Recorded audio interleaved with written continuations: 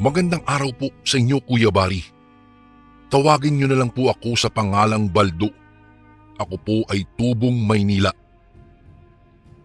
Ang karanasang ibabahagi ko po sa inyo ay tungkol sa isang karanasan ko na naganap noong taong 1988 sa probinsya po ng Siquijor na kung saan ay nagbabakasyon kami ng aking ina. Nang mga panahong iyon ay 12 taong gulang pa lamang po ako. Isinama ako ng aking ina sa kanyang probinsya upang dalawin ang kanyang pamilya. Buhat kasi na magkapamilya na sila papa ay hindi na siya nakadalaw pa doon. Sa mura kong edad ay hindi nalingid sa akin na ang Siquijor ay kilala bilang lugar ng mga hindi pangkaraniwang tao. Huwag ho kayong magagalit. Ang ibig ko pong sabihin ay yung mga taong may angking kakayahan na hindi tinataglay ng karamihan. Yung bang mga taong may angking lihim ng karunungan. Kinatatakutan din kasi ang mama ko sa amin, gawa ng alam nilang taga-Siquijor ito. Hindi naman sila takot sa pisikal na anyo ni Mama Kuya Bari para sa ikalilinaw, kundi takot sila na awayin si Mama dahil baka raw ipakulam sila nito kasi nga taga-Siquijor nga ang mama ko. Sa kadahilanang sa lugar daw kasing iyon ay maraming mangkukulam at mga aswang.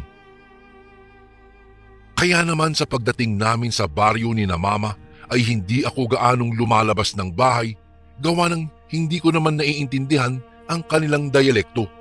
At isa pa ay natatakot din ako sa mga taga roon. Baldo, hindi porket kilala ang Siquijor na isla ng mga mangkukulam ay paniniwalaan mo ng mga mangkukulam nga ang mga nakatira dito. Mabubuti ang mga tao rito. Marami ang nagkakalat ng maling balita. Oo, maraming mananambal dito, pero ang mga taong mananambal ay sa mabuti nila ginagamit ang kanilang lihim na karunungan. Nakadalasan ay nagbibigay lunas sa mga nangangailangan ng kanilang tulong. Ang wika ni Lolo sa akin isang araw. Napansin niya siguro na nangingilag ako sa mga taga roon maging sa kanila. Kaya iho, maglibang ka lang habang naririto ka sa lupang sinilangan ng iyong inaanak dahil minsan lamang maging bata. Dagdag pa ni Lolo at nagsimula na siyang magkwento ng mga karanasan niya noong kanyang kabataan. Hanggang sa naging panatag na din ako at iwinaglit na ang mga pangit na bagay na bumabagabag sa isipan ko, Kuya Bari. Nakipagbiruan at nakipag-usap na rin ako sa mga pinsang ko doon makalipas ang isang araw. At masasabi kong hindi naman pala talaga nakakatakot sa lugar na iyon. Araw-araw ay paiba-iba ang nilalaro namin at naliligo din kami sa mga ilog na siyang pinakagusto ko sa lahat. Isang araw, nang magpunta kami sa ilog ay may isang matandang babae na napadaan sa nililiguan namin, Kuya Bari. Pansin ko ang panay na lingon niya sa akin at pakiramdam ko ay may kakaiba sa uri ng kanyang pagtingin sa akin. Sa puntong iyon ay nakaupo ako sa isang malaking bato. Nagulat na lang ako nang bigla akong hinila ng isa sa mga pinsan ko at ikinubli sa likod ng batong napatungan ko. Siyempre, sa ginawa niyang iyon ay napatanong ako kung bakit. Naku Baldo, huwag kang makikipagtitigan sa matandang yan. Sinasabi kasing isang aswang ang matandang yan. Anya, na ikinagulat ko naman. Ano ka mo? Aswang? Talaga bang may aswang dito? Pero hindi naman siya nakakatakot tingnan . Parang normal na tao lang naman ang matandang iyon. Naguguluhang sagot ko naman sa kanya. Basta huwag ka na makulit. Kapag ka nakita mo siya ay umiwas ka at magtago. Dagdag na wika niya. Noong makauwi na kami, kaagad kong tinanong si Lolo tungkol dun sa matanda na sinasabing aswang. At ayon kay Lolo, nakalat daw sa baryo na aswang nga ang babaeng iyon. Subalit wala namang nakakita na kumain iyon ng tao o di kaya'y may tangang parte ng katawan ng tao. Ang napabalita lang daw ay may nakakita na nasa nakakatakot na anyo ang matandang iyon. Ngunit wala pa naman daw nabiktima o nakain ang matanda na taga roon sa kanila. Mga usap-usapan lang daw iyon. Pero magkaganoon pa man ay huwag daw kaming magpapakampante, gayong hindi rin daw namin lubos nakakilala ang matanda. Ang mas mabuti raw ay umiwas na lamang dahil baka totoo nga na isang aswang ito.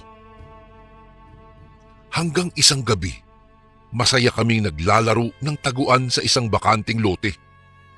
May kabilugan kasi ang buwan noon at napakaliwanag nito na nagdudulot ng liwanag sa buong paligid. Saktong-sakto sa larong naisip namin. Doon ay may ilang mga matataas na puno at mayayabong din ang mga damo na masarap pagkublihan, gawa ng hindi ka agad makikita ng taya ang mga kalaro niya. Dahil nga sa hindi ko kabisado ang kanilang diyalekto, ay sa wikang Filipino ko sila kinakausap na nakasanayan din naman nilang tumugon sa ganoong wika rin. Kaya naman ay madali lang kaming nagkaintindihan kahit na medyo nahihirapan silang managalog. Ako naman ay pilit na inaaral ang kanilang mga salita. May mga naiintindihan din naman ako kahit papaano dahil na rin sa tinuturuan nila ako sa salitang Bisaya. Pagbilang ko ng 3, nakatago na kayo. 1, 2, 3. Ang saad ng isa ko pang pinsan na siyang taya sa laro. Kaagad na kaming nagsitakbuhan bago pa niya narating ang bilang 3. Doon ako nagkubli sa isang malaking puno na mayroong nagtataasang mga talahib. Nakadapa ako sa parte ng mayayabong na talahib upang hindi kaagad ako makita. Maya-maya'y naririnig ko na isa-isa nang natatagpuan ang mga kalaro ko. Kaya naman ay pagapang akong gumayak patungo sa kahoy na binabantayan ng taya upang maisalba ang sarili. Subalit nagulat na lang ako nang may isang pares ng paa ang nakapako. Sa pagtingala ko ay nasilayan ko ang matandang babae na nakatunghay sa akin. Ito yung matanda na sinasabi nilang aswang daw. Nakangisi siyang nakatingin at nakalabas ang kanyang dila na pinaglalaroan niya sa pagitan ng kanyang mga ngipin. Dahil sa labis na pagkabigla ay napatayo ako dahilan para makita ako ng taya. Napatingin pa ako sa gawin ng pinsan ko. Ngunit sa pagsipat kong muli sa kinatatayuan ng matanda ay hindi ko na ito nakita pa. Dahil doon ay nakaramdam ako ng takot kaya nagmamadali akong lumapit sa mga pinsang kong nagkukumpulan at sinabi ko na nakita ko ang matandang babae. Sa pagkakataong iyon, Kuya Bari, nagpasya na kaming umuwi na lamang sa kanya-kanyang mga bahay dahil na rin sa takot sa mga asong umaalulong. Ano? Sigurado ka bang yung matanda nga ang nakita mo, Baldo? Baka naman namamalikmata ka lang dahil siya lagi ang naman ng usapan nyo ng mga pinsan mo noong isang araw. Saad naman ni Mama nang mabanggit ko sa kanila ang tungkol sa pangyayari nang naglaro kami. At dahil nga sa nakita ko naman talaga ang matanda ay pinanindigan ko ang mga sinasabi ko. Kinabukasan, nautusan ako ng mama ko na bumili ng asin sa may kalapit na tindahan. May paniniwala kasi sa amin na hindi pwedeng maubusan ng asin kapag sumapit ang gabi. Kaya kahit bandang 5:30 na lang hapon noon ay nagtungo ako sa tindahan dahil kailangan naming makabili ng asin bago sumapit ang dilim. Madulas at maputik ang daan patungo roon, sanhi ng pag-ulan. Habang nagpapayong, kasabay ng pagdadabog ko dahil ako pa ang inutusan gayong marami naman kami sa bahay, ay tinuntun ko ang daan patungo nga sa may tindahan nang biglang kumidlat nasipat ko ang matanda sa gilid ng dinadaanan ko. Medyo magulo ang buhaghag niyang buhok. Wala nang katao-tao sa daan maliban sa aming dalawa. Batid kong nakatingin siya sa akin, ngunit hindi ko na iyon binigyan pansin pa dahil pabilis na ng pabilis ang paghakbang ko dahil paulit-ulit na ang pagkidlat at sinasabayan pa rin ng pagkulog. Nang marating ko ang tindahan ay bumuhos naman ang napakalakas na ulan. Kaya kahit may payong naman ay hindi ko na pinilit na sumulong dahil nag-alala ako na baka mabasa pa ang isang supot ng asin na binili ko. Naghintay ako ng matagal habang nagmamasid-masid sa paligid ko. Nakaramdam na rin ako ng kaba ng mga sandaling iyon. Noong medyo humina na ang ulan ay saka ako gumayak para makauwi na. Noong nasa kalagitnaan na ako ng madilim na paligid nang bigla na namang kumidlat at tila ba napako na lamang ako sa kinatatayuan ko nang makita ang matandang babae sa nakakatakot nitong anyo. Magulo ang kanyang buhok, nanlilisik ang kanyang mga mata na nakatanaw sa akin habang nakangisi siya ng nakakaloko. Naulit pa muli ang pagkidlat at nasipat ko siyang muli at sa puntong iyon, humaba na ang kanyang dila. Dahil sa takot ay napatakbo na ako, Kuya Bari, ngunit sa hindi ko malamang dahilan ay napatid lang ako. Ramdam ko ang pagbagsak ko sa maputik na daan at ramdam ko rin na may malapot na laway mula sa isang dila ang nasa mukha ko nang sumadsad na ako sa putikan. Sa muling pagkidlat, nasilayan ko ang matandang babae na nasa harapan ko na at dinidilaan ng aking mukha pababa sa may liig. Halos wala ng boses na lumabas sa bibig ko dahil sa tindi ng takot ko, Kuya Bari. Mabuti na lamang at nakakuha pa ako ng lakas ng loob upang makatayo. Basa na rin ako sa mahinang pag-ulan at hindi ko na alam kung saan tumilapon ang dala kong payong nang madapa ako sa maputik na daan. Pero yung dala kong asin ay hawak ko pa rin. At dahil sa kaba ko ay kaagad na akong kumaripas ang takbo nang makabangon ako. Subalit hindi pa nga ako nakakalayo ay may magaspang na kamay ang biglang humila sa akin.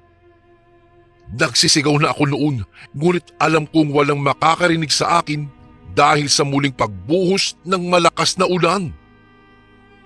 Nagpumiglas ako ng gusto at pansin ko na humihigpit ang pagkakahawak sa akin ng kung sino.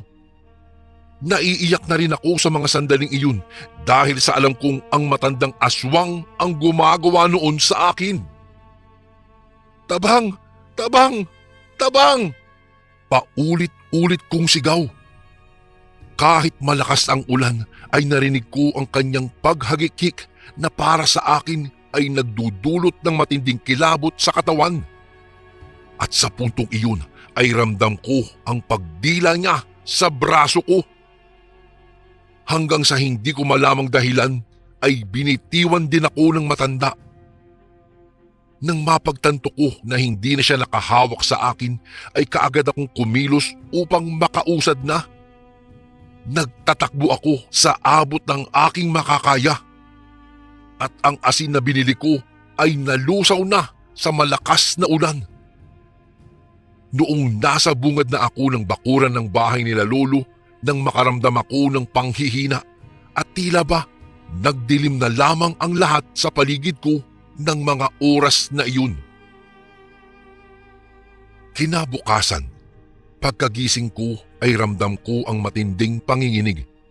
Ngunit ang init-init naman ng hangin na lumalabas sa ilong ko.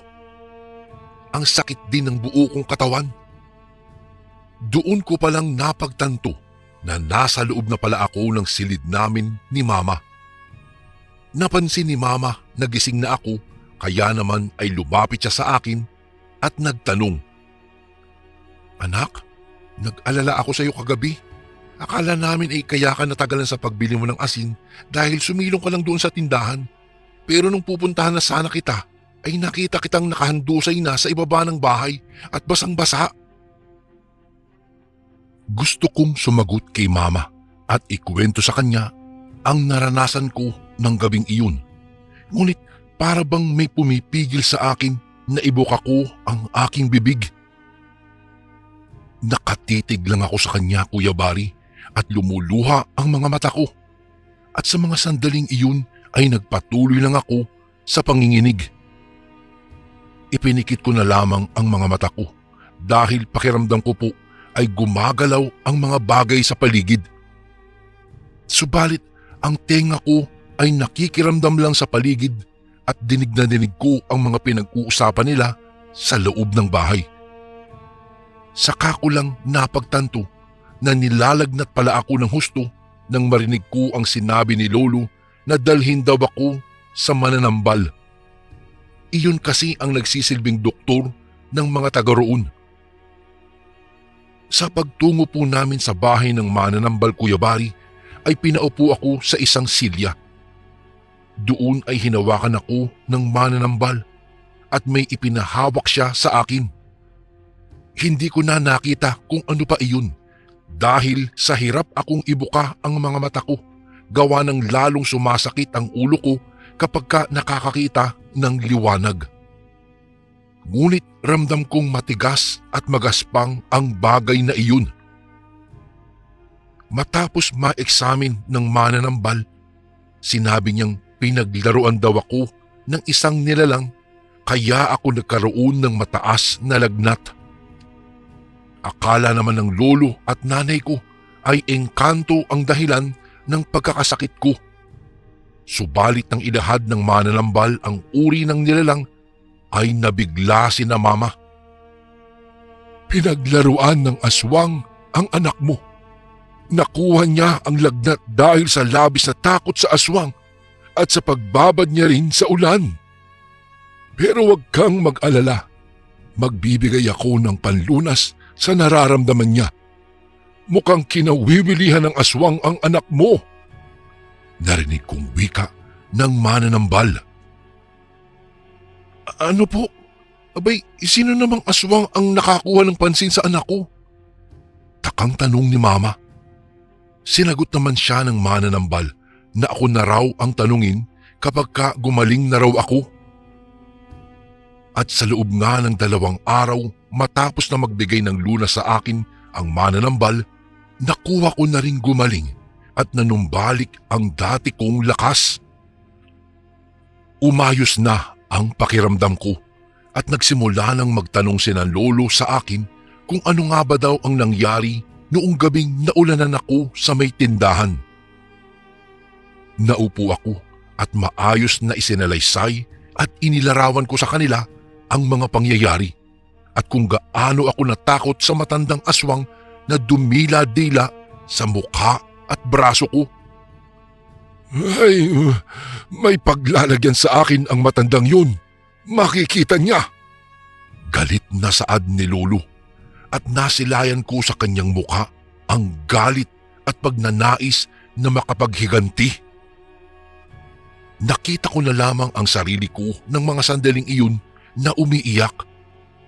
Nanumbali kasi ang takot sa akin at binalot ako ng kilabot ng paulit-ulit na naglalaro sa isipan ko ang mga naganap sa pagitan namin ng aswang na iyon.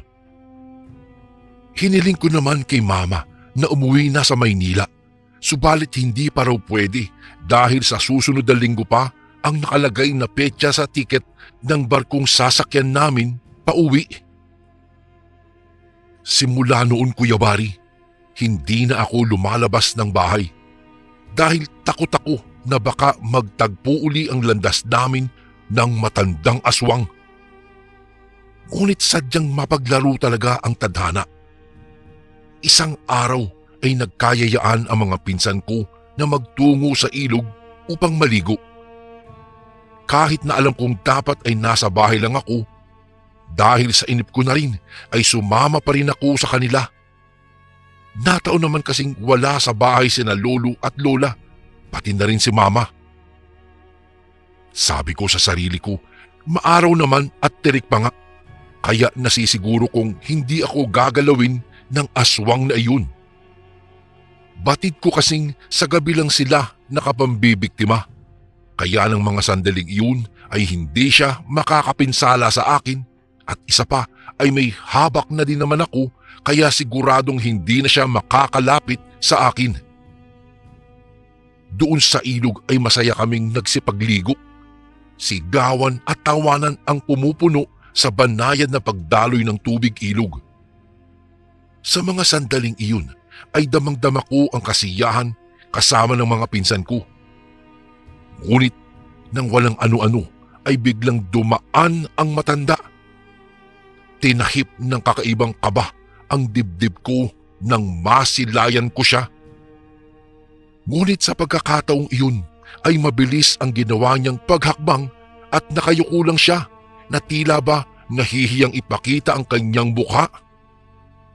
Kami naman ng mga pinsan ko ay dali-daling umahon sa tubig at mabilis na nagsibihis ng mga damit at pantalon sa kakaagad na umalis doon.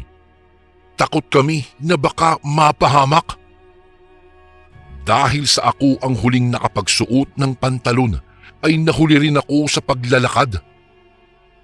Bago pa ako tuluyang makalayo sa ilog ay nilingon ko ang kinaroroonan ng matanda at nasipat ko siyang nakatingin din sa direksyon ko. Sinalakay na naman ako ng matinding pagkabog ng dibdib. Ngunit sa mga oras na iyon ay mas nanaig sa akin ang tapang. Nanatili akong nakatayo at nakatanaw sa kanya. Hindi ko nga lang sinubukan na makipagtitigan pa dahil baka mahipnotismo pa ako ng matandang iyon. Ngunit sa ginawa ko, Kuya Bari, ay parang natakot ang matanda at nagpatuloy na lamang sa paglalakad. Ako naman ay sinundan lamang siya ng tingin. Subalit bigla na lang akong hinila ng isa sa mga pinsan ko dahil napansin daw niyang parang ipinako ako roon. Sa pag-uwi namin ay napag-alaman kong sinugod ni Lolo ang matandang babae at binalaan na kapag sinubukan pa niyang lumapit sa akin o kahit na sinong mga apo niya ay malalagot ito at mapapahamak. Ayon pa kay Lolo ay walang ginawa ang matanda upang pasubalian ang ginawa niya. Nanatili raw itong nakayuko lamang habang pinagsasabihan siya ng aking lolo at panay ang pagtango nito. At ayon pa raw sa matandang babaeng aswang na iyon ay tinakot lamang daw niya ako para hindi na gumala pa sa dilim. Wala daw siyang intensyon na saktan o patayin ako. Pero sa isip-isip ko ay hindi ako naniniwala dahil para sa akin po ay parang napahamak na ako kung hindi pa niya nadilaan ang natunaw na asin na umagos sa aking braso.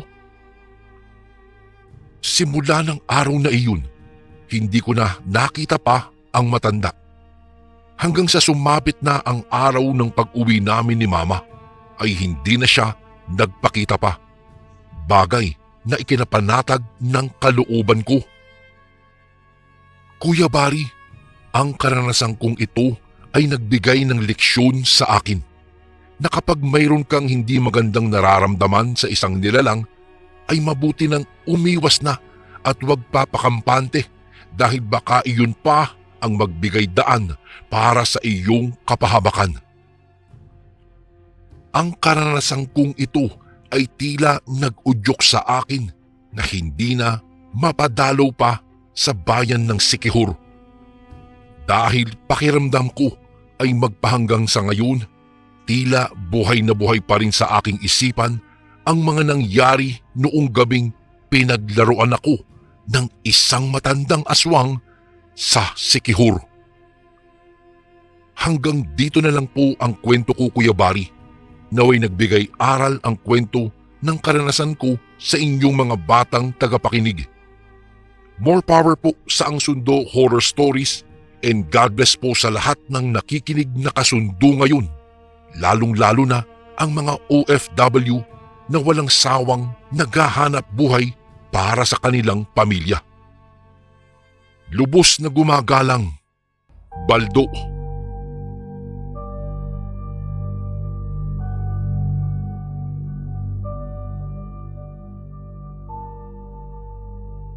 Magandang araw po sa inyo, Kuya Bari. Lalong-lalo na sa inyong mga taga-subaybay. Isa rin po ako sa mga silent listeners nyo. May ilang buwan na rin po akong nakikinig sa inyong channel na ang Sundo Horror Stories.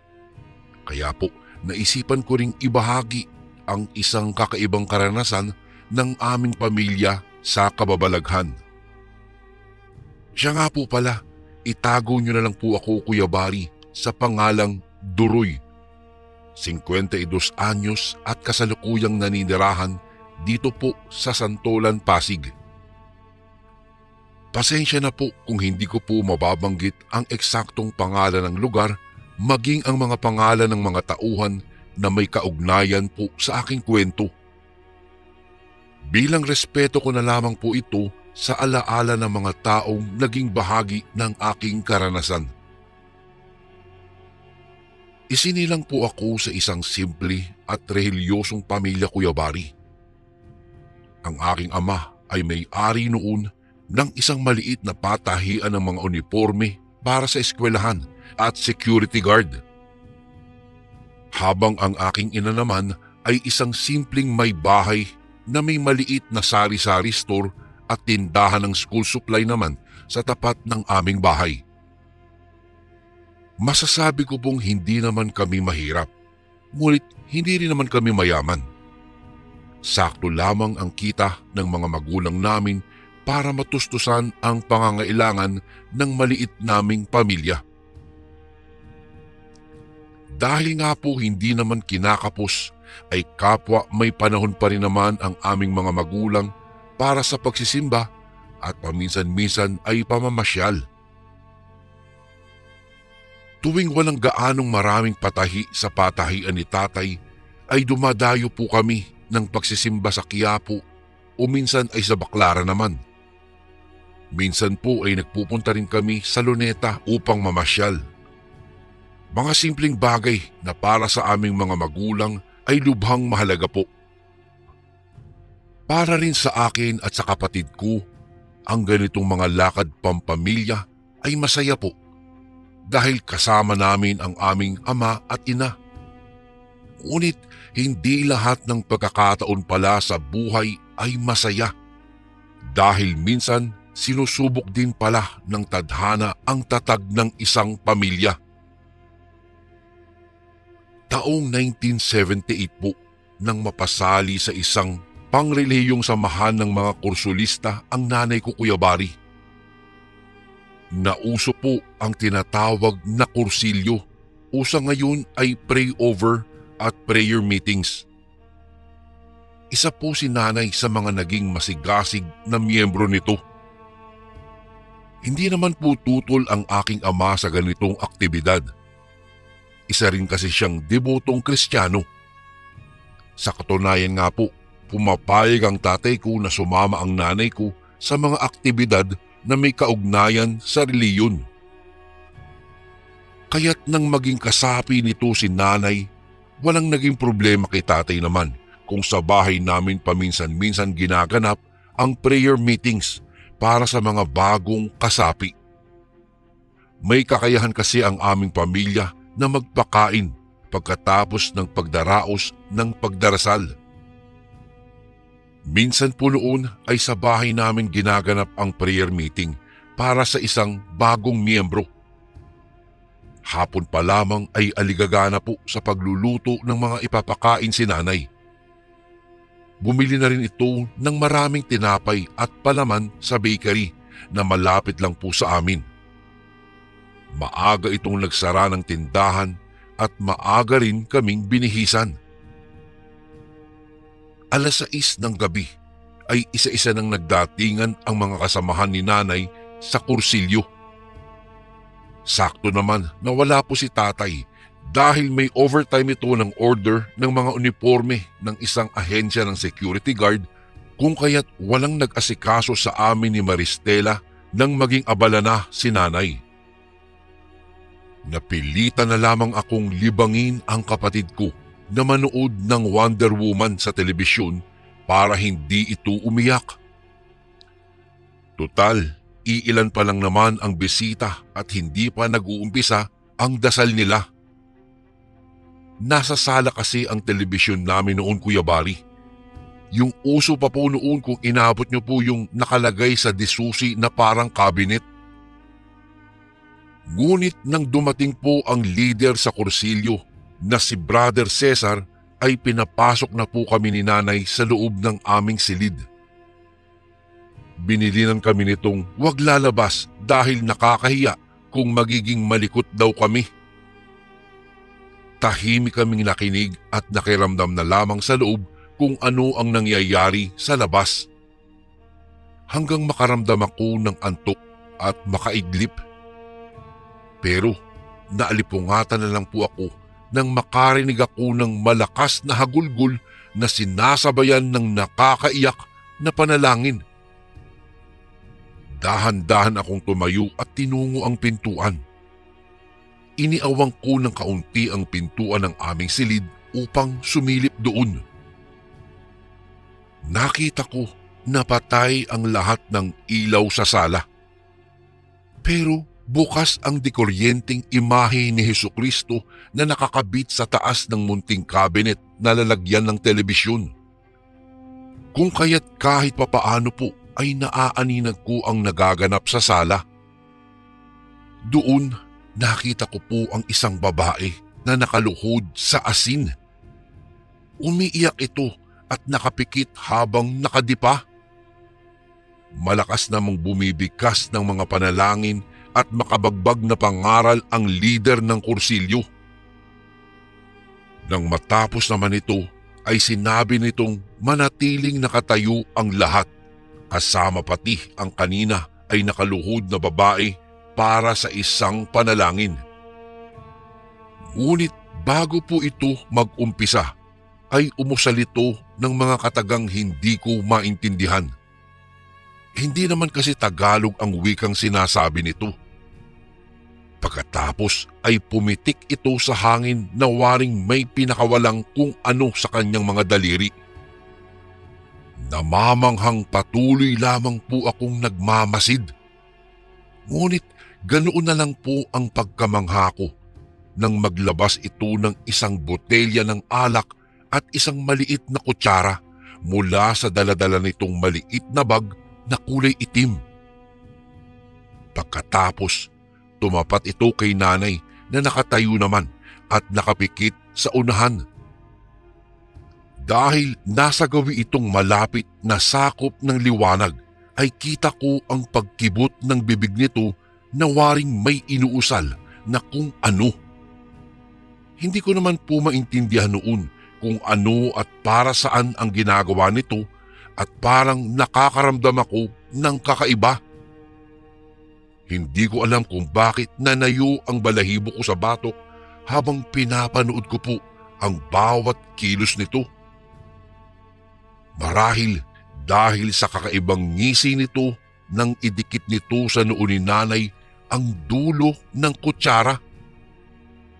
Yung pong parte na isinusubo sa bibig. Manghang-mangha po ako noon dahil nanatili iyon ng ilang segundo sa noo ni Nanay na hindi nahuhulog na animoy may magnet. Subalit nakadama ako ng pandidiri sa mga sumunod na ginawa nito. Dinilaan ni Brother Cesar ang dulo ng kutsara at binulungan. Pagkatapos nun ay isinubo nito sa kanyang bibig ang hawakan nun habang nakatapat naman sa nakaawang na bibig ni Nanay ang dulo. Parang napangiwi pa nga ako dahil sa pandidiri nang patulayin nito ang laway nito sa kutsara patungo naman sa bibig ni Nanay. Parang nais ko po itong sawayin pero natatakot naman akong makastigo ng aming ina kapag lumikha ako ng ingay. Isa pa ay naisip ko na marahil ay alam naman ni Nanay ang kanyang ginagawa kaya nanahimik na lang po ako. Ilang sandali rin bago natapos sa ginagawa nito si Brother Cesar. Ipinatong nito ang ginamit nitong kutsara sa ibabaw ng cabinet ng telebisyon. Saka ito muling umusal ng nakakaiyak na panalangin. Pagkatapos nitong magbigkas ng mga panalangin, kumuha ito ng maliit na kupita mula sa bag nitong itim. Saka iyon sinalinan ng alak. Isa-isa nitong pinainom noon ang mga miyembro kasama na si nanay. Nang matapos makainom ng alak ang lahat, ay nakita ko na muli itong bumubulong-bulong kasunod ng muling pagpitik ng daliri nito na waring nais gisingin na ang lahat mula sa malalim na pagkakaidlip. Ngunit hindi ko naman mawari kung bakit napapikit ako dahil sa simpleng pagpitik nito ng daliri. Pakiwari ko po talaga noon ay parang dumilim bigla ang paligid. Nagulat na lamang ako nang maramdaman ang banayad na pagyugyug ni tatay sa akin. Ginising ako nito para makasabay na sa kanyang pagkain. Nagtataka ako na iminulat ang aking mga mata. Nang igala ko iyon ay nasa higaan ako katabi ang nakatulog ding kapatid kong si Maristela. Napapaisip na saglit muna akong napatingin kay tatay. Tay, asan po yung mga nagdadasal? Maang natanong ko na lamang dito. Kanina pa umalis anak. Hindi na kayo ginising ng nanay nyo para naman makapagsabay-sabay tayong kumain. Naku, pasensya na at ginabi ako ha. Marami kasing tahiin dun sa shop eh. Tugon naman ni tatay sa akin. Naguguluhan na sumunod na lamang ako dito nang lumabas ito ng aming silid. Hindi ko alam noon, Kuya Bari, kung ano ang totoo. Kung panaginip lang ba ang nakita ko o guni-guni. Hanggang naging madalas na ang mga pagdaraos ng ganoong pagtitipon sa aming bahay tuwing Martes at Biyernes. Noong una po ay ayos lamang sa amin, ngunit kalaunan napapansin namin ang unti-unting pagbabago sa ugali ng aking ina. Palagi na itong umaalis ng bahay at kadalasan ay nauuna pang umuwi si tatay. Hindi na rin ito kami naaasikaso. Madalas na akong pumasok sa eskwela na mag-isa lamang at nakikisabay na lamang sa kapitbahay na kaeskwela ko. Si Maristela naman po na 6 pa lang noon ay madalas iwanan ni nanay sa kapitbahay naming matandang dalaga. Minsan na itong kinausap ni tatay tungkol dito, subalit nauwi lamang iyon sa pagtatalo. Simula noon ay hindi na pinayagan ni tatay ang pagdaraos ng prayer meeting sa aming bahay. Kaya't pansamantalang nagkaroon ng katahimikan sa loob ng aming pamilya ng mga panahong iyon. Bagamat paminsan-minsan ay sumasama pa rin si nanay sa kanyang grupo kapag may bagong pasok na miyembro. Subalit nang lumaon ay nagkaroon ng mga bali-balitang kumakalat sa aming barangay. Madalas daw makita si nanay at ang leader ng kanilang samahan na magkasamang pumapasok sa sinehan. Minsan naman daw ay lumalabas sa isang hotel. Bagay na naging sanhi ng matinding pagtatalo ng aming mga magulang. Dahil sa mga usap-usapang iyon, tuluyan ang binagbawalan ni tatay ang aming ina na sumama sa grupong iyon. Bagay na lubhang tinutulan naman ni nanay. Kung talagang hindi totoo ang tsismis, patunayan mo. Tumigil ka lang dito sa bahay at asikasuhin mo ang 2 bata. Napabayaan mo na ang mga anak mo, kasasama mo sa lecheng kursilyong yan. Isang hapon ay tungayaw ni tatay sa aking ina. Buli na naman kasi itong nagpupumilit na sumama sa grupo nito na nagsasagawa ng prayer meeting sa kabilang barangay. Bakit ba kasi pati pagsasadyos ay pinagdududahan mo na? Hindi ka naman ganyan dati ah. Umiiyak namang sagot ni nanay. Napapantastikohang napatingin si tatay sa aking ina. Bakas na bakas sa mga mata ng aking ama ang labis na pagtataka sa iginagawi ni nanay. Daig pa kasi nito ang isang batang hindi pinapayagan ng magulang na maglaro sa ulanan kung makaiyak. Arcelia, naririnig mo ba yung sarili mo? Ikaw ang hindi dating ganyan. Dati masinop ka sa bahay. Inuuna mo ang iyong mga anak. Maalaga at hindi pabayang ina. Pero ngayon tingnan mo. Natitiis mong iwanan sa kapitbahay ang mga anak mo ng maghapon. Hindi makapaniwalang saad naman ng aking ama. Nakasiksik lamang ako noon sa gilid ng aming sofa, Kuya Bari, habang pinagmamasdan silang magtalo. Hindi ko rin po maintindihan noon, Kuya Bari, kung bakit biglang nagbago ang aming ina. Ngunit sa isip ko ay parang may bumangon na paninisi. Kasalanan lahat ito ni Brother Cesar, ang lahat ng gulo at kahihiyang dinaranas ng aming pamilya. At upang makaiwas sa tsismis at marahil mailayo rin si nanay sa pinaghihinalaang kalaguyo nito, nagpasya si tatay na umuwi muna kami sa probinsya nila upang magbakasyon. Sa kabila ng mariing pagtutol ni nanay, napilit pa rin naman namin itong sumamang magbakasyon sa probinsya. Pansamantalang hindi tumanggap muna si tatay ng mga tahiin sa kanyang shop para lamang sa planong iyon. Naniniwala ang tatay ko na kailangan lang ni nanay marahil ng pahinga sa paulit-ulit na ginagawa sa araw-araw. Ibinilin muna nito sa dalawa niyang mananahi ang shop upang pwede pa rin kumita ang mga ito kahit mawala siya ng ilang linggo. Isinara muna din ang sari-sari store namin at ibinili naman sa kapitbahay na tingnan-tingnan muna ito.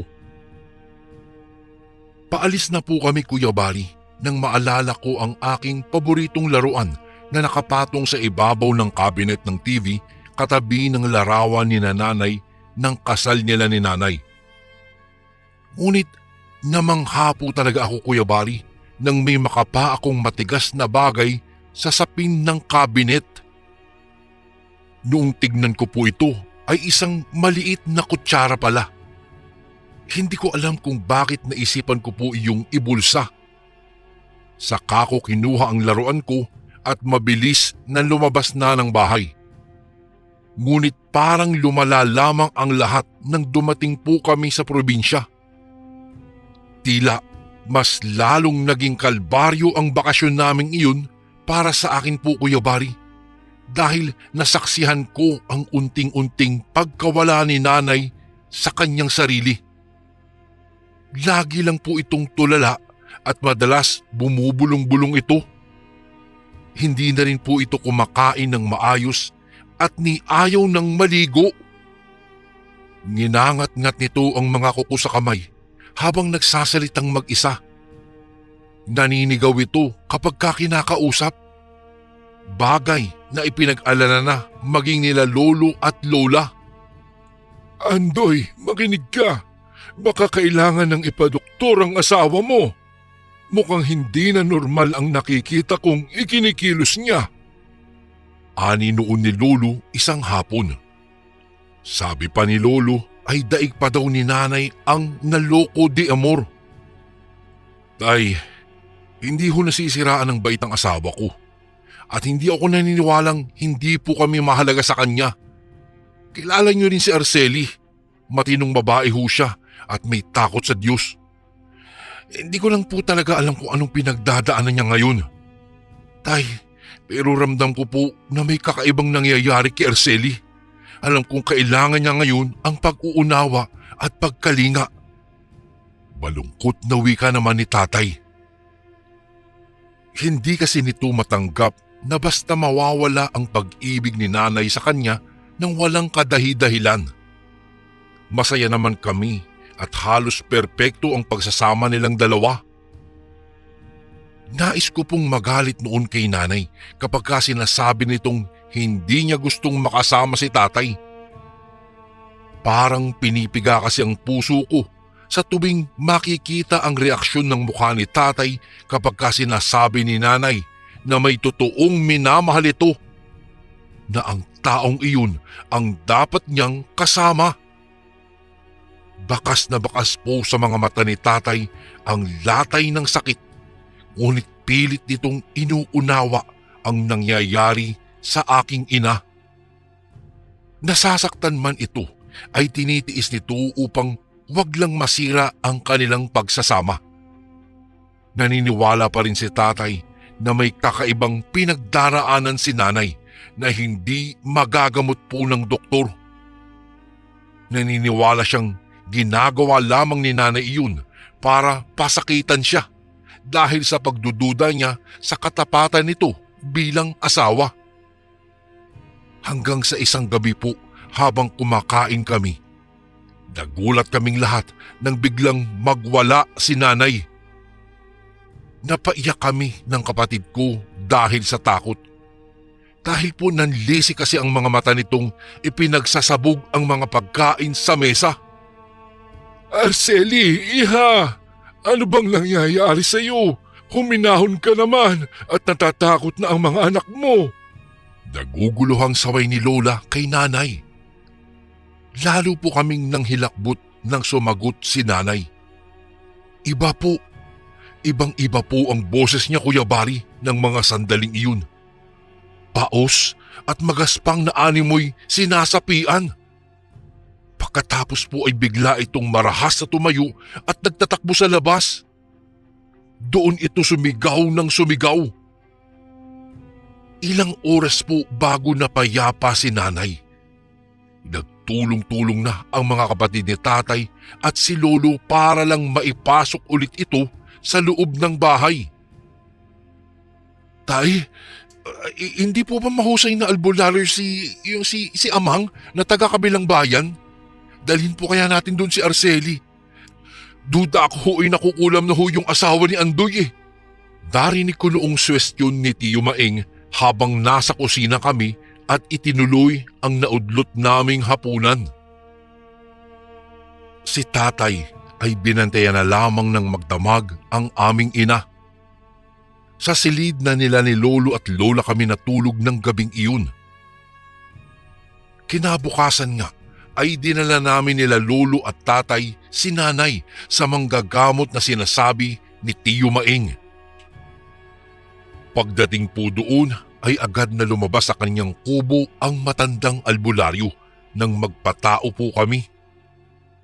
"Tuloy kayo. Mukhang malaki ang problema ninyo sa babaeng kasama nyo." Nakatingin kay nanay na bungad kaagad nito sa amin. Dito nyo siya iupo." Amang, mabuti po at kalmado siya ngayon. Madalas po siya kasing nagwawala simula nung umuwi kami para magbakasyon po dito. Ani naman ni tatay habang tinutulungan ni lolo na mapaupo sa bangko si nanay. Para kasing ayaw nitong itiklop ang mga tuhod nito para umupo, Kuya Bari. Napakalakas ng orasyon ng gayumang ikinarga sa kanya. Ramdam na ramdam ko kaagad ang mabigat niyang aura. Wika ng manggagamot habang pinupulsohan nito si nanay. Hindi po kami noon makapaniwala na nasa ilalim ng kapangyarihan ng gayuma itong si nanay ko.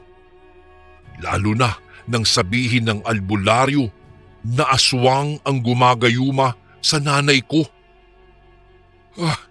Sinasabi ko na nga ba, ngunit ang akala ko ay kinulam po ang asawa ko. Yung pala ay ginayuma. Bulalas ni tatay. Oo, pero medyo mahirap ang gamutan nito, iho.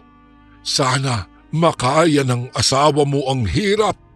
Dahil hindi ordinaryo ang kalaban natin kung hindi isang aswang na nabighani sa iyong asawa. Wika naman ng albularyo habang sinisiyasat ang mga mata ng nakatulalang si nanay. Pagkatapos po ay kinuha nito ang kanyang mga gamit sa panggagamot sa isang munting sisidlang baul.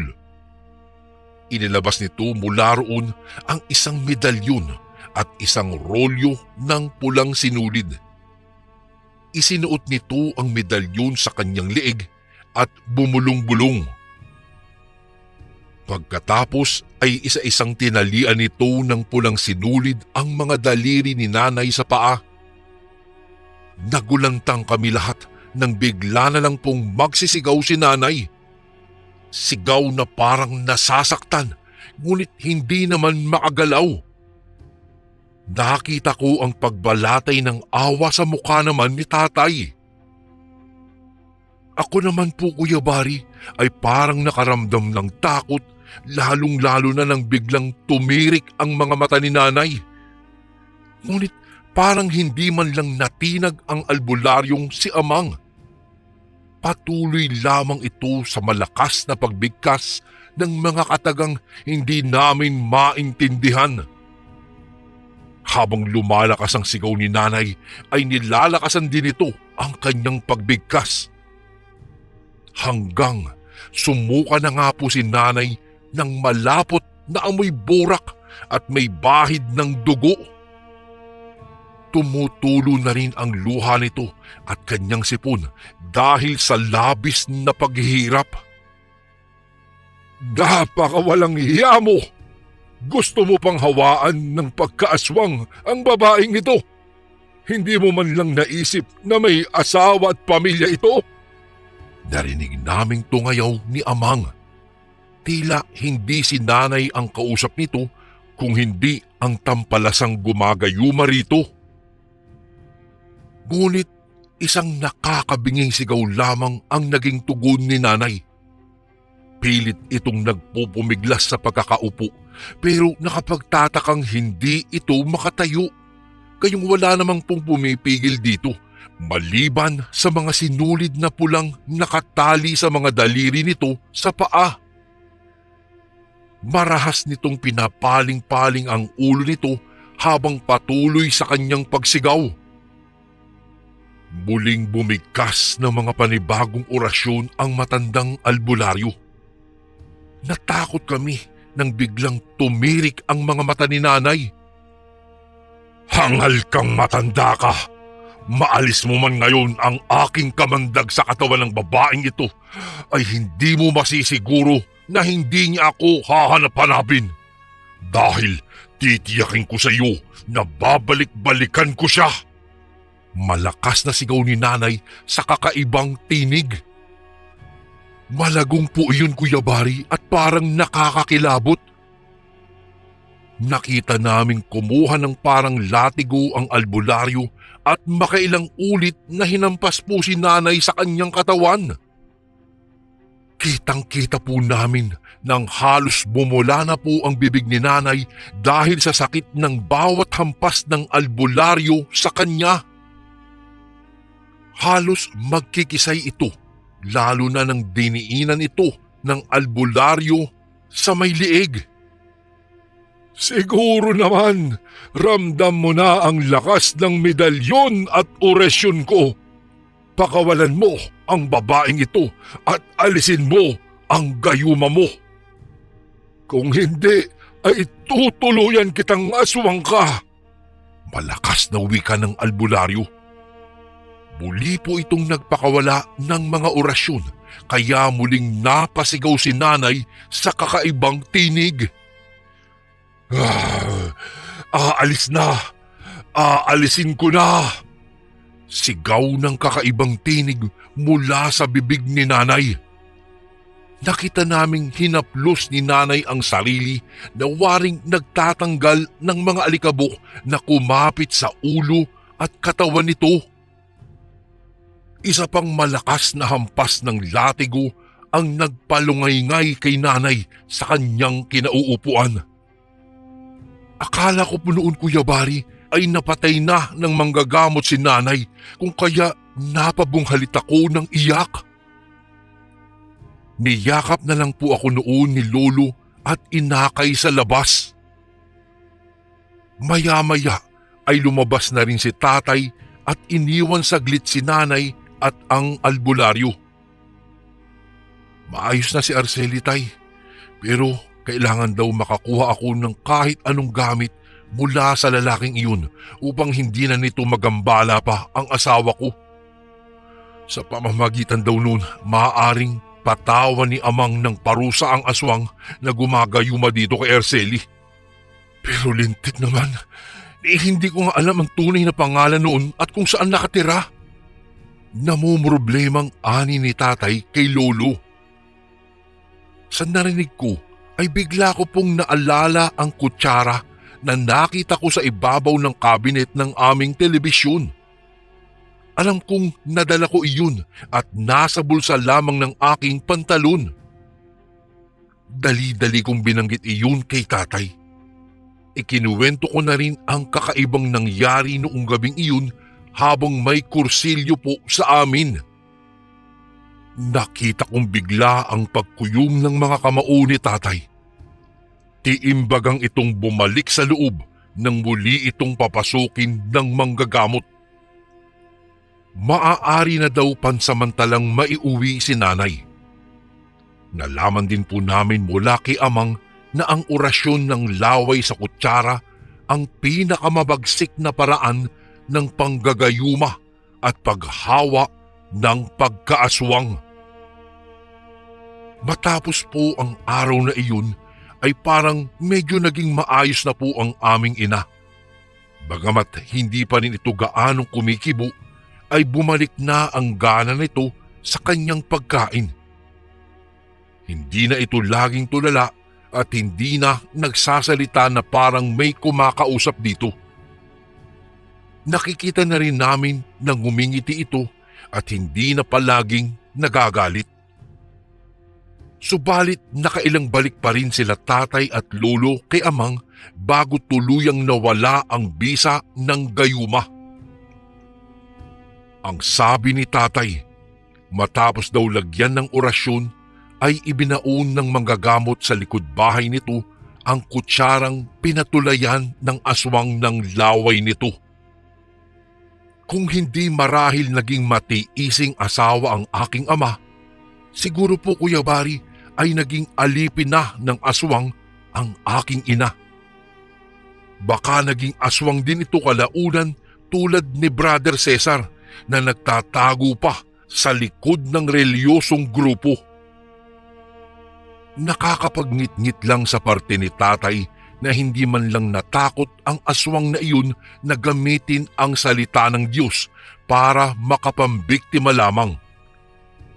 Si Brother Cesar Kuya Bari ang patunay na kahit mga kampon pala ng dilim at kakaibang nilalang ay nagagawang magbalat kayong banal at madasalin.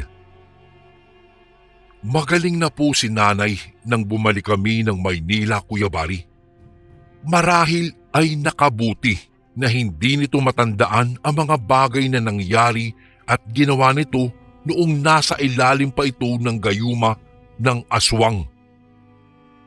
Nabalitaan din namin na bigla na lamang daw hindi sumipot si Brother Cesar sa mga prayer meetings, kaya nabuwag ang itinatatag nitong grupo ng mga kursulista. Wala pong makapagsabi kung saan ito nagpunta. Ang tsismis naman tungkol dito at kay nanay ay nawala rin kaagad.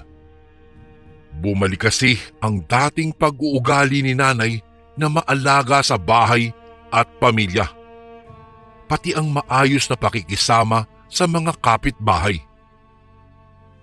Sa kabila ng lahat ng karanasan namin ay nanatili ang pananampalataya ng pamilya namin sa puong may kapal.